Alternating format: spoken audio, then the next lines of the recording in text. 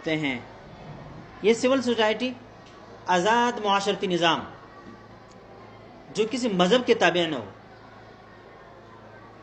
کہ بھائی اس لڑکا اور لڑکی کا آپس میں تعلق ہے، جائز ہے ناجائز، یہ چیزیں نہ، جائز و ناجائز کا تصور نہ ہو، بلکہ رضا اور عدم رضا پر فیصلے ہو. راضی ہے تو ٹھیک ہے، اگر راضی نہیں ہے تو پھر جبر ہے، پھر درست نہیں، پھر اجازت نہیں. ہماری پارلیمنٹ میں پرویز مشرف کے دور بل آیا، بل کے مشمولات میں سے ایک یہ بھی تھا کہ بھئی جو بدکاری رضامندی سے ہو اس کے اوپر کوئی سزا نہیں، جو جبر کی بنا پر ہو اس کے اوپر سزا ہے، جس کو زنا بالجبر اور زنا بالرضا کی اصطلاحات سے متعارف کروایا گیا اور دونوں کے حکم میں فرق کیا گیا.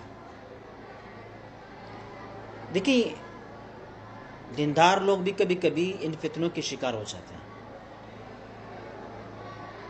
ہمارے پارلیمنٹری میں سے جو لوگ مذہب پرست سمجھے جاتے ہیں ان میں سے کچھ لوگ ایسے ہیں، کچھ دنوں پہلے میں نے ان کی پوسٹیں دیکھی، انہوں نے زنا بالرضا کے لیے، زنا بالجبر کے لیے انہوں نے قانون سازی کروائی اور قید کی سزا مقرر کروا دی وغیرہ وغیرہ، اور بڑے فخر سے یہ کہتے ہیں کہ ہم نے یہ کارنامہ سر انجام دیا.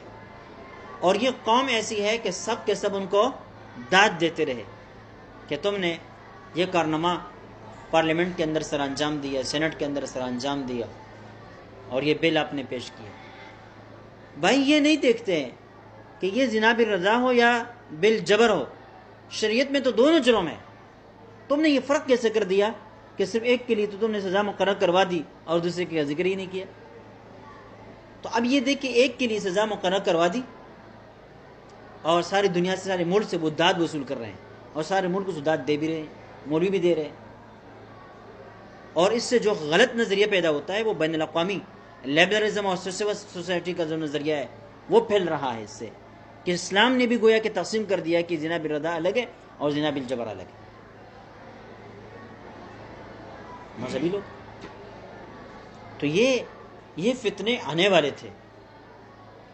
امام شاہ ولی اللہ محدث دہلوی رحمہ اللہ نے ان فتنوں کا راستہ روکا. اب کیسے روکا؟ انشاءاللہ